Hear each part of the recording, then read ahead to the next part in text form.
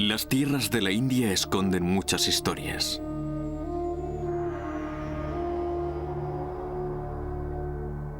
Sus zonas rurales están llenas de vestigios de pueblos cuyos orígenes están profundamente enraizados en la antigüedad.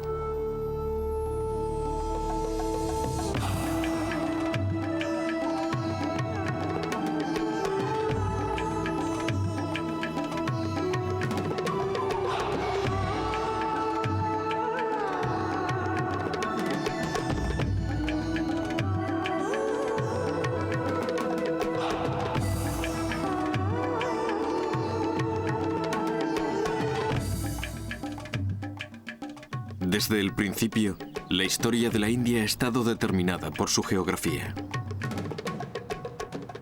La península india es una enorme masa de tierra con poderosas defensas naturales. Al norte, al este y al oeste se alzan grandes cordilleras. En el centro se sitúa la agreste meseta del Deccan. Al norte, en las fértiles llanuras del Indo y el Ganges, encontramos el corazón de la antigua civilización india. Aquí encontramos las primeras pruebas de la existencia de una nación con miles de años de antigüedad. La civilización india es una de las más antiguas del mundo. Sabemos con seguridad que los antiguos indios dominaban todos los campos de la literatura, a pesar de que no existe ninguna explicación racional para su absoluta falta de sentido histórico.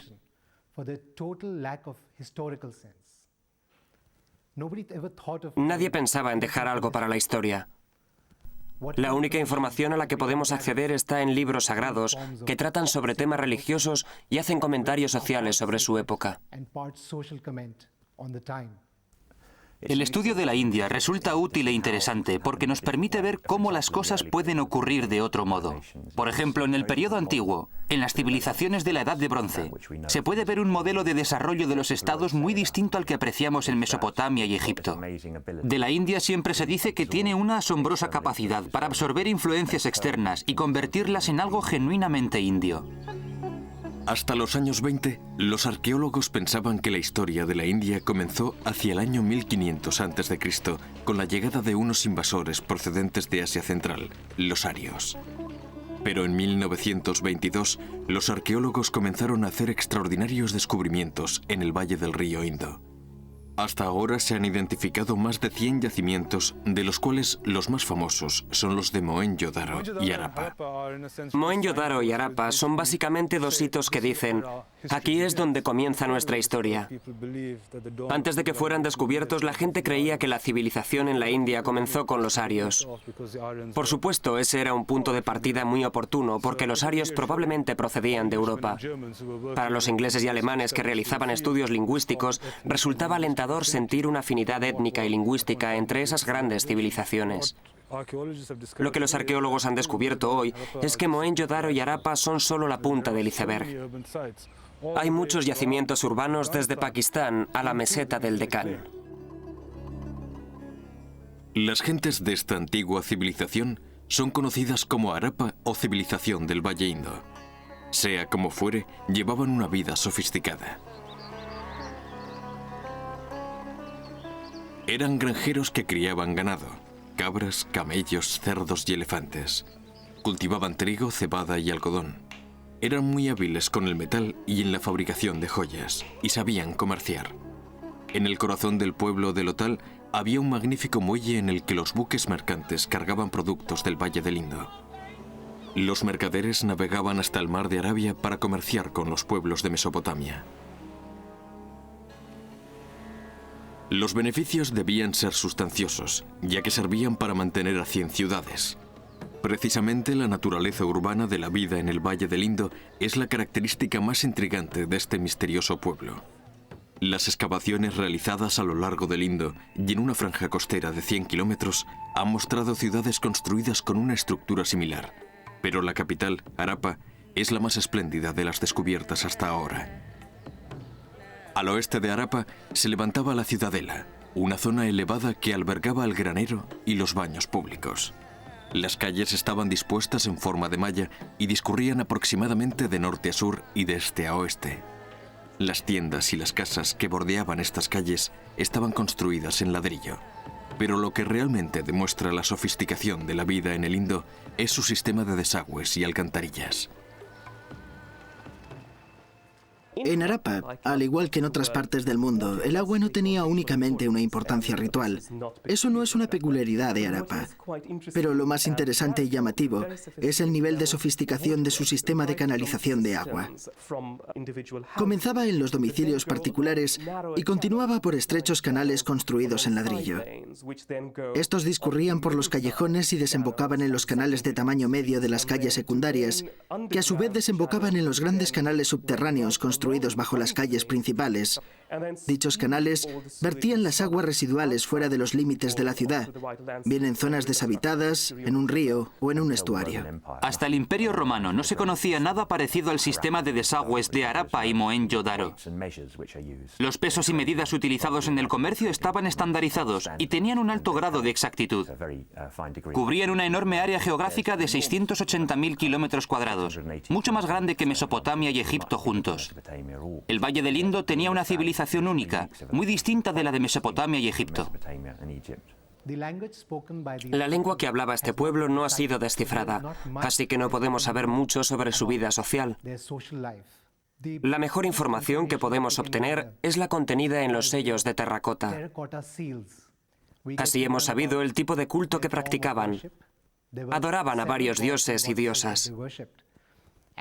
El lugar más alto en el panteón de los dioses lo ocupaba una diosa a la que llamaban diosa madre. También creían en la importancia de los árboles y por eso los consideraban símbolos sagrados. Creían que los árboles estaban habitados por seres divinos. Hacia el año 2000 a.C. comenzó el declive de las civilizaciones del Valle del Indo.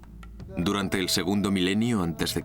llegaron nuevos pueblos al valle, invasores procedentes del norte que ocuparían las fértiles tierras de las llanuras indias, los arios. Eran una tribu de pastores, una raza de guerreros nómadas. Pero no es seguro que los arios fueran los responsables del declive de los pueblos del Valle del Indo. Los detalles sobre sus orígenes están poco claros. No existen monumentos ni restos arquitectónicos que nos permitan hacernos una idea de cómo era su cultura. Pero sabemos que la sociedad aria estaba dividida en tres clases sociales: granjeros, nobles y sacerdotes. Los sacerdotes eran los santos varones responsables de rituales como los sacrificios de animales, que eran la base de la cultura védica. Estos sacerdotes eran también los líderes de la religión del pueblo, los bardos de las creencias y prácticas de la India. Esta literatura quedaría plasmada en los Vedas. Los Vedas son un conjunto de libros y son más un escrito sagrado que una crónica histórica, aunque hablan mucho de la sociedad de aquellos tiempos. El Rig Veda, uno de los libros, está considerado como el libro más antiguo del mundo. Estas obras nos dan una idea sobre la vida de la gente. No cabe duda de que la religión hinduista moderna tiene sus orígenes en el Rig Veda, que fue escrito hacia el año 1300 a.C. En el periodo védico vemos una religión que podríamos describir como un naturalismo místico, una visión mítica del mundo en la que una serie de dioses, principalmente Indra, pero también otros dioses, parecen representar en cierto modo a las fuerzas de la naturaleza. De hecho, es muy similar al antiguo panteón griego, y los ritos religiosos parecen girar en gran medida en torno a los sacrificios de caballos y otros animales, y la utilización de la soma, esa misteriosa planta que quizá fuese una especie de droga. La mayoría de las ceremonias religiosas eran oficiadas por mujeres, y para cualquier decisión importante había que consultar a las mujeres. Probablemente esto coincide con el periodo en el que la vaca estaba considerada como un símbolo sagrado. Ello se debía a que la leche y sus productos derivados eran el principal componente de su dieta. Hacia el año 500 a.C. aumenta la riqueza, y en esa época podemos apreciar un resurgir de la civilización y el urbanismo en el Valle del Ganges, y una sociedad cada vez más sofisticada. Está claro que hay una preocupación cada vez mayor por la salvación individual, los problemas místicos y míticos, y la diferencia entre el bien y el mal. Eso significa la entrada en algo que podríamos considerar más cercano a la religión actuales, algo más relacionado con los aspectos morales. Uno de los aspectos centrales del hinduismo es que la vida gira en un ciclo infinito. Según el principio del samsara, después de la muerte se produce un renacimiento. Pero la naturaleza de ese renacimiento está determinada por las obras de cada individuo. El camino elegido por una persona durante su vida afecta directamente a su reencarnación. Una persona que vive según el principio del karma puede aspirar a reencarnarse en un ser humano. Sin embargo, quien contradice ese principio se reencarna en una forma de vida muy inferior. Hacia el año 500 a.C. quedaron firmemente establecidos los principios básicos del hinduismo. Estos incluían la división formal de la sociedad en clases o castas. La casta más baja es la de los Sudra, los trabajadores. Luego estaban los Vaisya, agricultores y mercaderes. El siguiente escalón en el sistema de castas estaba formado por los Satriya, guerreros y gobernantes. En la cúspide de la pirámide social estaban los brahmanes, maestros y sacerdotes. A mediados del primer milenio antes de Cristo, la casta más alta también incluía a los reyes, conocidos como rajas.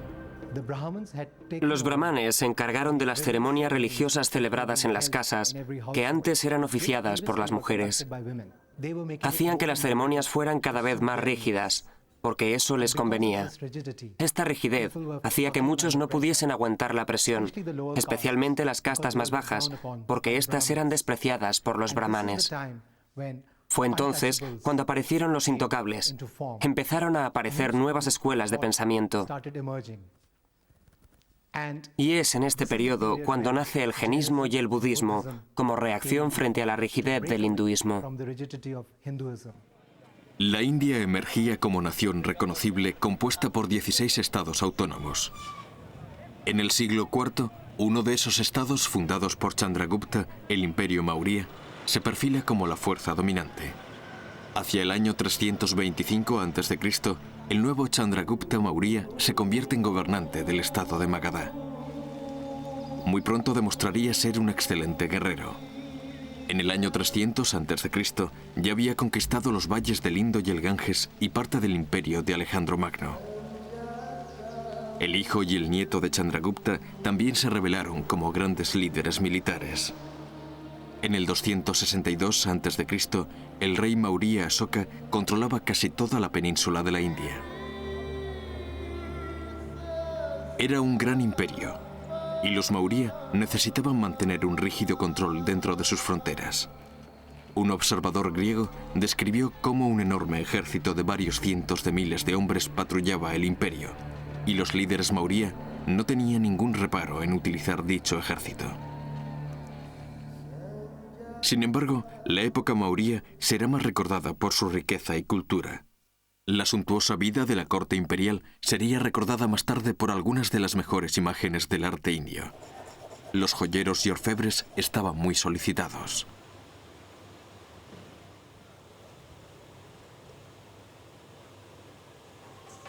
También podemos apreciar el antiquísimo amor de la India a los tejidos exóticos. El Imperio Maurya juega un papel crucial y supone un periodo fundamental en la historia de la India. Es el primer periodo civilizado del que tenemos constancia histórica por escrito. Ello también se debe a Asoka, el tercer gobernante del Imperio Maurya, y sus edicts, que han sobrevivido hasta hoy en toda la India. Y también a un embajador griego que estaba presente en la corte Maurya, en Patalautra, la moderna Patna, capital de Bihar. Las pruebas arqueológicas han confirmado algunas de las descripciones que nos dejó. Es muy probable que en aquella época Patalautra fuera la ciudad más grande del mundo. La popularidad del budismo se basaba en el hecho de que postulaba un código moral que no tenía en cuenta barreras de clase, casta o sexo. Aunque existía una ortodoxia hindú, esta quedaba restringida a las clases más altas. El pueblo llano se habría convertido en masa al budismo porque era una religión que les daba un mayor apoyo cultural. Finalmente, el budismo se convirtió en la religión del Estado bajo el reinado del emperador Asoka. Asoka Maurya se convirtió al budismo tras una horrible batalla en la llanura de Kalinga, en la que quedó profundamente conmovido por el sufrimiento humano a gran escala. Evidentemente, la conversión al budismo como religión del Estado rompió las barreras entre las clases sacerdotales y el pueblo llano y por lo tanto hizo que esta religión fuese mucho más atractiva. De hecho, todos los edificios budistas que han sobrevivido hasta la actualidad son templos que fueron reconstruidos por el emperador Asoka. El propio Buda asumió muchas de las ideas del pensamiento hindú, del pensamiento védico, la más importante de las cuales era la reencarnación, el karma, la responsabilidad de las acciones. Por lo tanto, tenían unas raíces muy similares. La más importante de las 4 verdades excelentes es que la vida es sufrimiento. El hombre está rodeado de sufrimiento. La segunda verdad excelente es que la causa de ese sufrimiento radica en la ignorancia y el deseo. La tercera verdad excelente es que hay una salida, el nirvana, es decir, la salvación de ese ciclo eterno de sufrimiento. Y el camino hacia el nirvana tiene 8 etapas. Él definió ese camino como buena conducta, buenos pensamientos, una correcta meditación, expresarse correctamente y buenas acciones. Esas creencias, las 4 verdades excelentes y las creencias que llevan asociadas son rasgos distintivos del budismo. La conversión del rey Asoka a los principios del budismo dio como resultado un periodo de 30 años de buen gobierno en el imperio. Hoy todavía quedan pruebas palpables de ello. Ordenó la colocación de inscripciones en piedra por todo el subcontinente. Dichas inscripciones son conocidas como el Edicts de Asoka y pretendían ser un reflejo permanente de los pensamientos y creencias progresistas del emperador. A partir del siglo II a.C., los budistas comenzaron a excavar cuevas artificiales en una escarpada colina situada cerca de la ciudad de Ajanta. El resultado final fue la construcción de unas 29 cuevas, de las cuales destacan especialmente 19. Aquí, rodeado por la roca viva, podemos ver un montículo del estupor. Se trata de estructuras simples diseñadas para albergar las reliquias sagradas de Buda.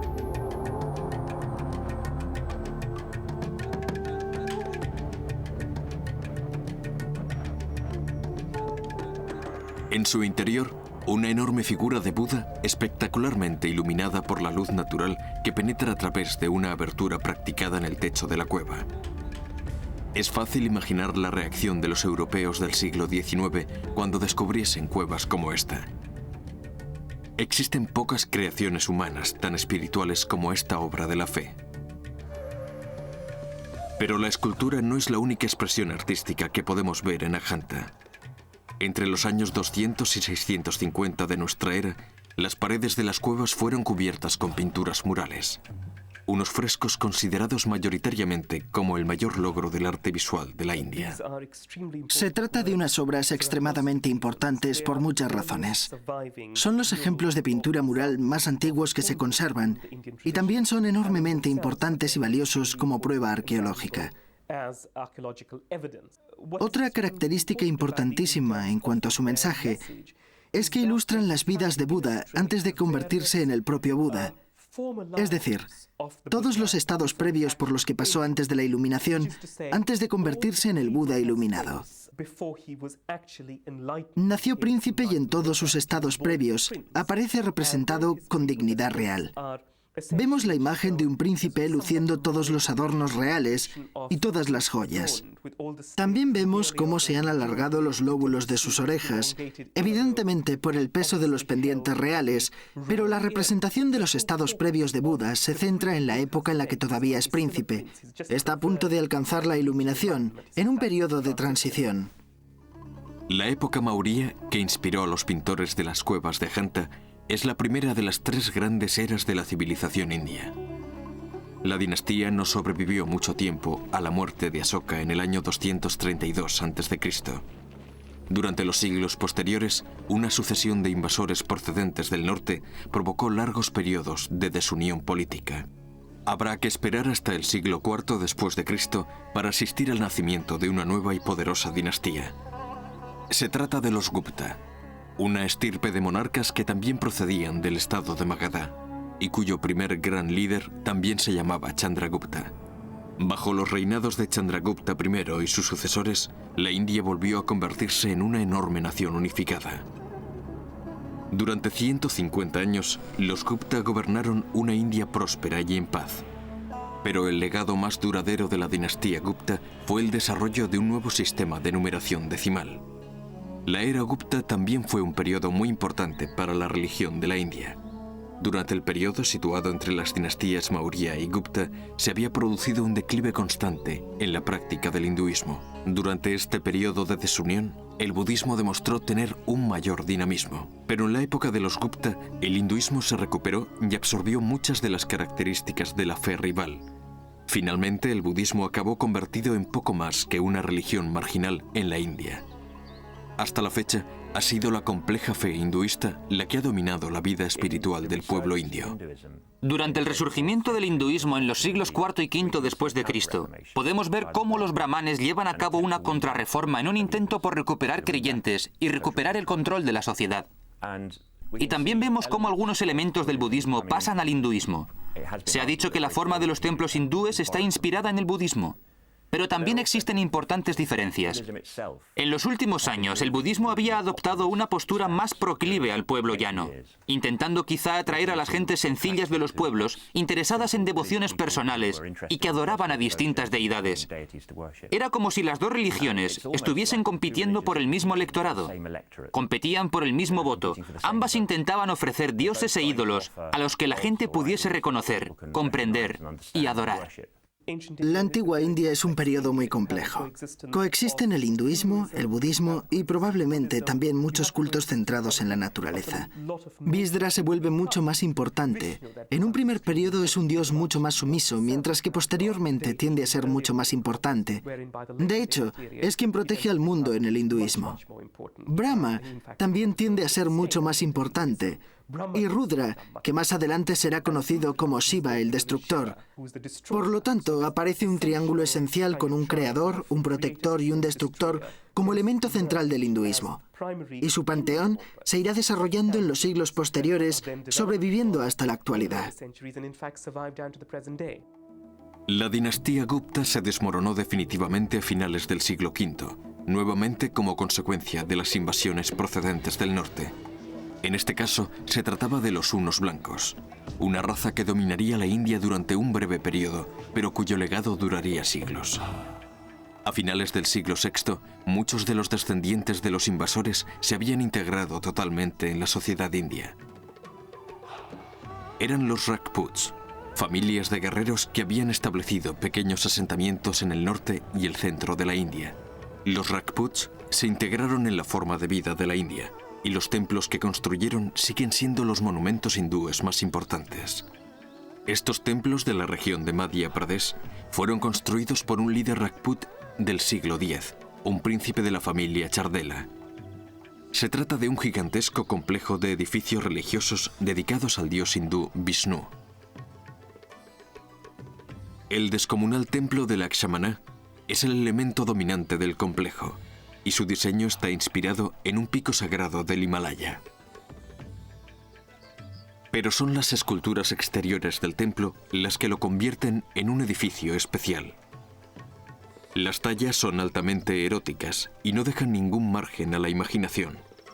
Sin embargo, se cree que estas explícitas representaciones del amor físico fueron inspiradas por una profunda espiritualidad. Existen muchas teorías sobre el tema, aunque ninguna de ellas consigue explicarlo completamente.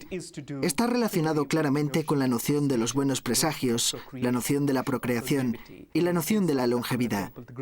En el caso del templo de Lakshmana, se trata de un gran edificio que rinde homenaje a un nuevo tipo de relación. Declara la independencia del nuevo régimen. También se considera una interpretación de los textos religiosos que hablan sobre la unidad del hombre con el Supremo, la fusión del alma humana con la noción infinita de la divinidad. Pero esta noción de fusión aparece representada en términos eróticos muy explícitos. Además, existe toda una serie de textos de la región que hablan de las 16 formas de mujer y su papel en cualquier tipo de actividad religiosa. Estos templos parecen reflejar e ilustrar fielmente dichos textos. La mujer del espejo, la mujer de las flores, posiblemente estén influenciados por unos cultos que siguen la tradición hindú desde un punto de vista no conservador, como los cultos tántricos. Se les atribuye gran parte de las imágenes. De hecho, existe un texto posterior que describe dos parejas reales, lo conservador sobre lo no conservador, lo brahmánico sobre lo tántrico y lo ortodoxo sobre lo no ortodoxo. La interacción entre ambas parece ser el telón de fondo cultural de muchos de estos templos, y en ese sentido, cabe pensar que una parte de esa ideología fue incorporada al estilo arquitectónico del templo. Magníficos templos como este dominaban física y espiritualmente la India del siglo X. Por aquel entonces, el budismo abandonó el país para establecerse más hacia el este, en China, Corea y especialmente en Japón. Pero ahora una nueva amenaza para el hinduismo asomaba por el oeste. Una joven religión que ya dominaba un territorio que iba desde España hasta la frontera de la India. Era un sistema de creencias muy diferente del hinduismo. Una fe en un solo Dios que comenzó a extenderse hacia la India en el siglo VIII. El Islam. La civilización hindú de aquella época se había aislado del resto del mundo. La razón era que se creían una raza superior. Su rey, su país y sus conocimientos eran los mejores.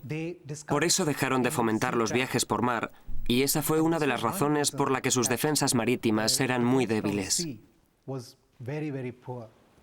La primera invasión de la India por parte del mundo musulmán tuvo lugar durante el siglo VIII. Todo comenzó con un incidente insignificante. Un barco árabe procedente de las costas de Sri Lanka y que transportaba mercancías y viudas de mercaderes que habían muerto en Sri Lanka fue atacado por piratas indios en el mar de Arabia. El gobernador de Irak envió una carta de protesta al que por aquel entonces era el gobernador de Sindh para que le entregase las mercancías y las mujeres. El gobernante indio no tenía ningún control sobre los piratas marinos y acabaría lamentando su incapacidad. El gobernador de Irak vio esto como una oportunidad para atacar, y ello condujo al nacimiento de la primera región musulmana de la India. A comienzos del segundo milenio, los invasores árabes se habían asentado en los territorios indios de Sindh y Beluchistán. A principios del siglo XI, un guerrero musulmán inició una serie de terribles incursiones en las tierras del Punjab. Era Mahmud al-Ghazni, la figura más impopular de la historia de la India. Sus aterradoras incursiones empobrecieron a sus oponentes del Punjab y muy pronto un nuevo territorio indio caería ante las fuerzas del Islam. Las incursiones de los hombres de al-Ghazni se centraban básicamente en la obtención de un botín que les permitiese embellecer su capital, Samarcanda, situada en lo que hoy conocemos como Uzbekistán. Ese era su único objetivo, y por esa razón planearon cuidadosamente las incursiones en el noroeste y en Nueva Delhi. En ese sentido, no demostró ser una amenaza para el Estado Islámico autóctono y los otros estados que ya existían. Los musulmanes que vivían aquí siempre fueron muy diferentes.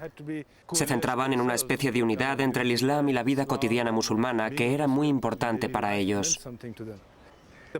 Entre los seguidores del Islam había una gran variedad de opiniones. Había una gran variedad de interpretaciones del Islam en el norte de la India. Lo mismo ocurre con los hindúes. Algunos hindúes son brahmanes, pero a 200 metros de ellos puedes encontrar hindúes que viven en el bosque. Hoy en día ellos también son considerados hindúes, pero antes estaban muy lejos de lo que los brahmanes consideraban su civilización. Era lo que nosotros llamaríamos intocables, aunque más bien eran aborígenes miembros de las tribus. Pero el Islam no llegaría al corazón de la India hasta 1186. Musulmanes de Turquía y Afganistán, liderados por Mohammed al-Ghur, barrieron el país masacrando a las fuerzas de los Rajputs en sangrientas batallas. En 1206, Mohammed había alcanzado el Golfo de Bengala, pero murió aquel mismo año. Su sucesor, Qutb-ud-Din, heredó un importante imperio que decidió gobernar desde una antigua ciudad india. De esta forma, Qutb-ud-Din se convirtió en sultán de Delhi.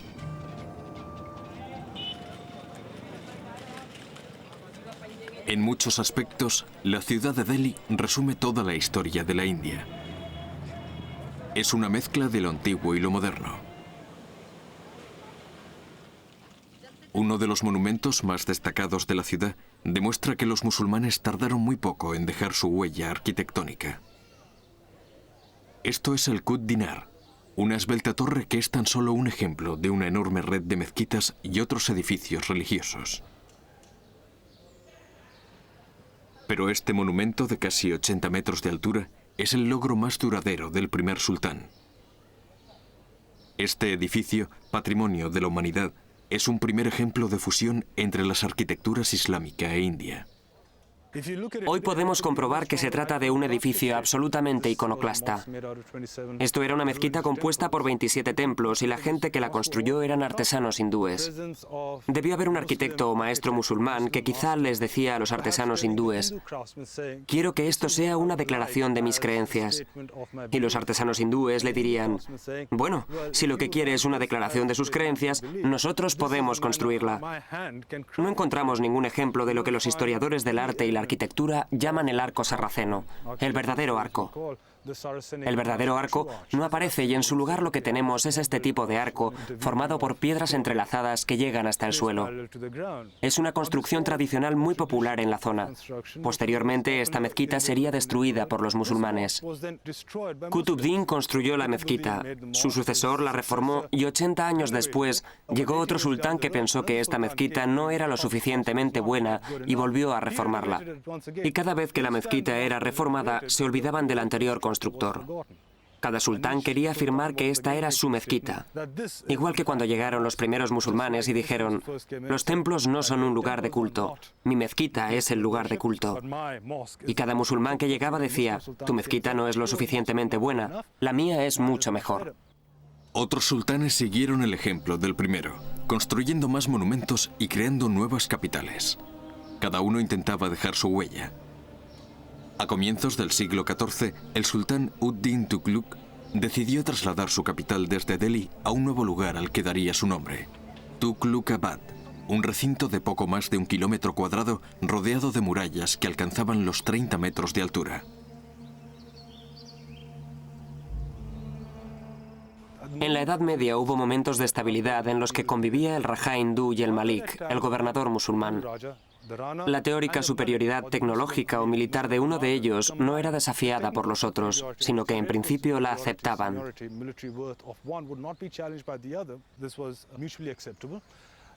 Y al mismo tiempo podía haber intercambio comercial entre ambas entidades políticas. Dichas entidades eran autónomas en la medida de lo posible y colaboraban en campañas militares. No se guardaban rencor. Pero en aquella época surge un nuevo discurso, la necesidad de conquistas. No se trataba solo de conquistar a los hindúes, sino de que la corte musulmana, la corte del sultán, homogeneizase a grupos dispersos para formar una gran comunidad islámica o musulmana. Una vez creado ese discurso, según el cual todos forman una comunidad bajo el paraguas protector del sultán, ya tenemos consolidada la imagen de lo que significa ser musulmán. En esta época, la asimilación de motivos indios, hindúes y musulmanes ya es una tradición bien consolidada y puesta en práctica a varios niveles. Esto se puede ver en las ciudades. Aparecen muchas ciudades nuevas y desde luego Tughlaqabad es un complejo que sigue esa tendencia. Existe toda una tradición urbana basada en la distribución de la mezquita. Aparecen una gran cantidad de objetos o edificios aparentemente musulmanes, pero que están influenciados por el antiguo estilo hindú. Por eso existe una gran tradición urbana. A pesar de la robustez de su estructura, la nueva ciudad sería abandonada muy pronto. La ciudad había sido construida en respuesta a una amenaza que se hizo realidad. La amenaza procedía de una nación guerrera asiática que ya había conquistado una gran zona del planeta y ahora intentaba expandirse hacia el corazón de la India, los mongoles. A finales del siglo XIV, los mongoles llegaron a la India dispuestos a arrasar el país. Liderados por Tamerlán el Grande, los mongoles llegaron desde el Punjab y saquearon la ciudad de Delhi. 100.000 personas pudieron haber sido masacradas durante el ataque. Delhi perdió su tesoro. Sus artesanos y trabajadores cualificados fueron convertidos en esclavos. Pero este botín era lo único que le interesaba a Tamerlán. En 1399 se retiró de la India, dejando al mando al primero de una serie de débiles sultanes. Finalmente sería uno de los descendientes de Tamerlán quien tendría un impacto mucho mayor en la historia de la India. En 1526 llegaría con un nuevo ejército invasor procedente del norte. A pesar de ser turco, este líder militar afirmaba tener un vínculo sanguíneo directo con los líderes mongoles Tamerlán y Gengis Khan. Se llamaba Babur. Su parentesco con los mongoles daría nombre a la dinastía que fundó, la tercera gran dinastía que gobernó la India, los mogoles. Los mogoles eran musulmanes, aunque al principio no eran nada fanáticos. Simplemente daba la casualidad de que eran musulmanes y no intentaban imponer su religión a la población. De hecho, intentaron integrarse lo más posible. Las esposas del gran emperador mogol Akbar eran hijas de jefes hindúes y sus hijos fueron musulmanes, pero su idea era integrarse con la población existente. Será a partir del emperador Aurangzeb a finales del siglo XVII cuando empecemos a encontrar una menor tolerancia hacia las otras religiones de la India. El problema del imperio mogol fue que nunca consiguió unificar a toda la India y siempre había guerras por culpa de las fronteras. El otro problema de los mogoles era que cuando moría un emperador, estallaba una guerra de sucesión y generalmente el hijo más poderoso era el que finalmente conseguía el poder e intentaba establecer su autoridad. Creo que los mogoles resumen la grandeza de la India. Lo extraño es que una dinastía islámica gobernase en la India, un país mayoritariamente hindú. Pero una de las características de la India es que no es un país sencillo. Los mogoles se esforzaron más que nadie por organizar y controlar una gran cantidad del territorio indio y generar unos enormes ingresos por impuestos para crear un gigantesco ejército fijo y una civilización sofisticada. El propio Akbar, el tercer emperador, puso en marcha gigantescas reformas fiscales y agrarias para asegurarse de que su Estado era capaz de recaudar impuestos y utilizar ese dinero para convertir a su imperio en lo que finalmente fue. El Gran Mogol era conocido en la Inglaterra isabelina y en toda Europa, y era ampliamente respetado, ya que probablemente era el gobernante más rico del planeta. El imperio mogol duró hasta 1857. Durante ese tiempo, el territorio bajo su control se extendió hasta abarcar prácticamente toda la península india.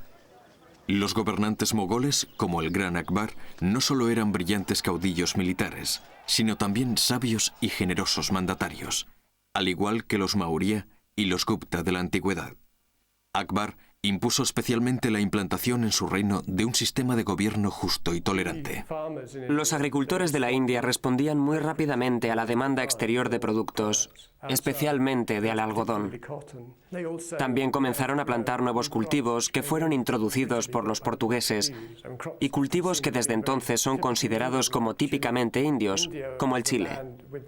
La India era un país con una gigantesca población de artesanos, especialmente tejedores, a los que uno podía encontrar por todas partes en las ciudades portuarias, fabricando telas de algodón y otros productos textiles como sedas. En la India también había una gran actividad de transporte que se realizaba mayoritariamente a lomos de los animales, especialmente bueyes. Los campesinos respondían muy bien a las necesidades del mercado. Era una cultura que combinaba muchas influencias diferentes. En pintura, el emperador mogol patrocinaba a artistas para que pintasen manuscritos en los que se hablaba de sus logros. Imágenes como estas revelan la influencia del antiguo arte persa. Pero su gran sentido del realismo ha hecho que muchos vean en ellas la influencia del lejano occidente.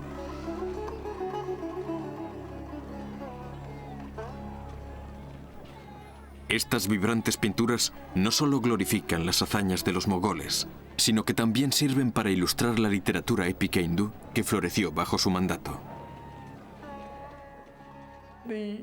Durante el siglo XVIII se produce la aparición de importantes núcleos de poder regionales, especialmente algunos grupos del suroeste y el este de la India que surgen durante este siglo.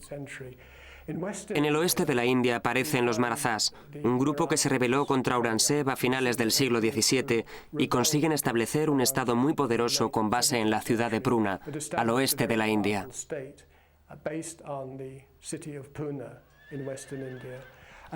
A lo largo del siglo XVIII se expandieron por una amplia zona de la India y pudieron haber sustituido a los mogoles como principal grupo gobernante de la India.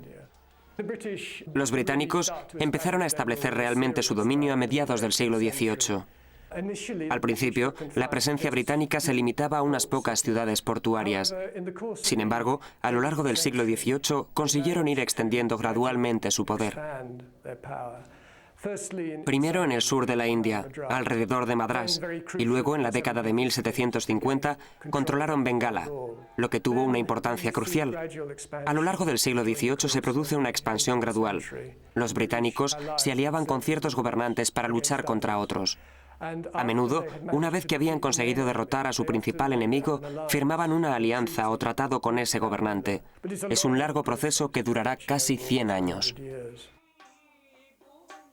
El Imperio mogol también vivió una fusión cultural en el campo de la música.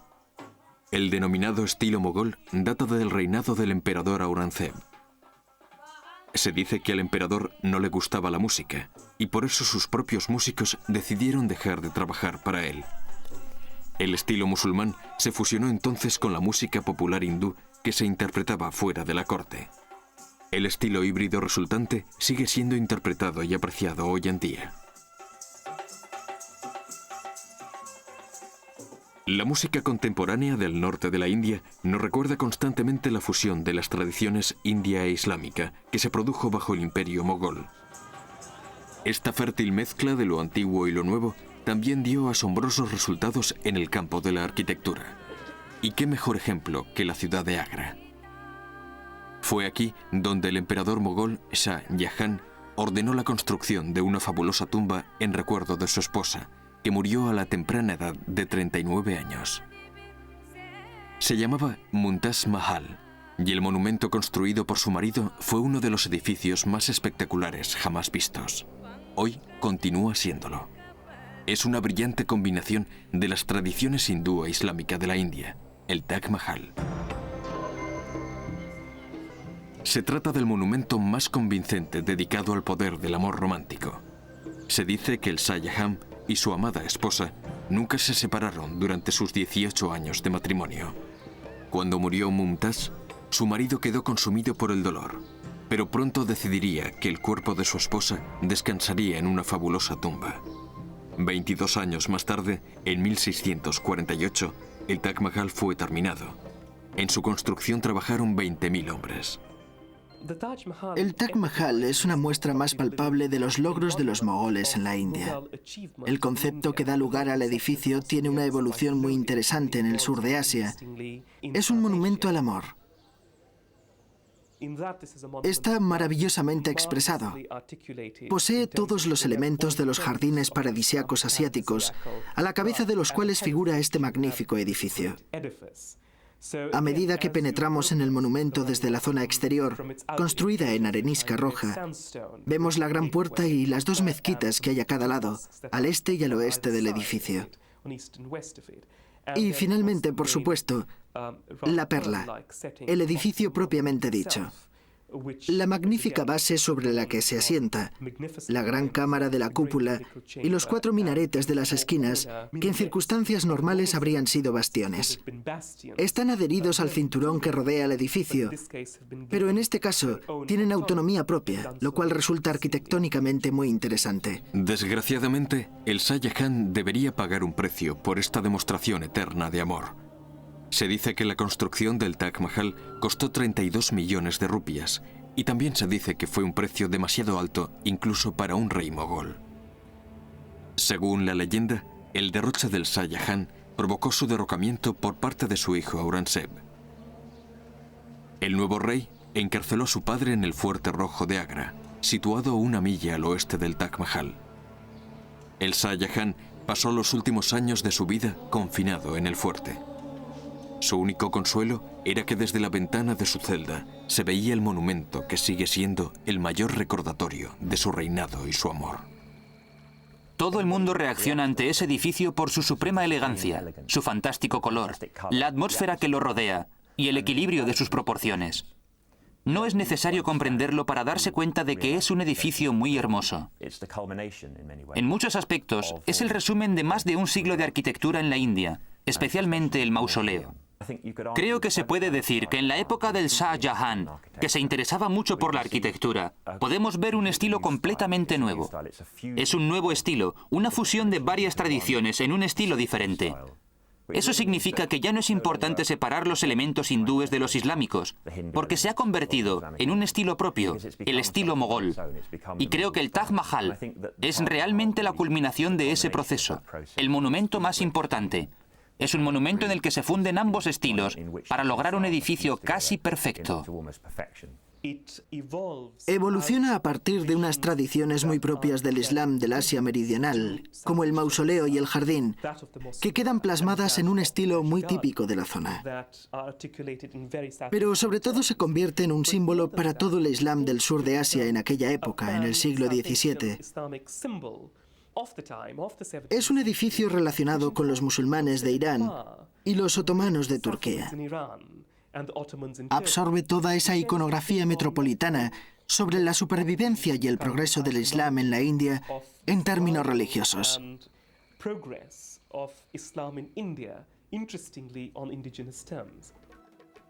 El Taj Mahal ha sobrevivido no solo a su creador, sino a la dinastía de los mogoles, que comenzó su declive 100 años después.